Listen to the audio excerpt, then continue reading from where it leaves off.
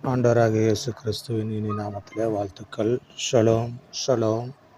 இன்றைய தினத்திலே 4வது லெட்டர் ஆகிய டாலெட் பற்றி நம்ம பார்க்க போகிறோம். டாலெட் என்றால் டோர் என்று பொருள். தமிழில் அது கதவு என்று அழைக்கப்படுகிறது. கதவு என்பது ரொம்ப ரொம்ப முக்கியமான ஒரு காரியம். அதனால்தான் இந்த எபிரேயத்தினுடைய எழுத்து கதவு. யோவான் சுவிசேஷத்தில் ஒரு வார்த்தை சொல்லப்பட்டிருக்கிறது. 10ஆம் அதிகாரம் 9ஆம் வசனத்தில், நானே வாசல், என் வழியாய் ஒருவன் பிரவேசித்தால் அவன் உள்ளமும் புறமும் மேய்ச்சலை கண்டடுவான் என்று வேதத்தில் சொல்லப்பட்டிருக்கிறது. வாசல் என்பது ஆண்டவராகிய இயேசு கிறிஸ்துவை குறிக்கிறது. அவர்தான் வாசல்.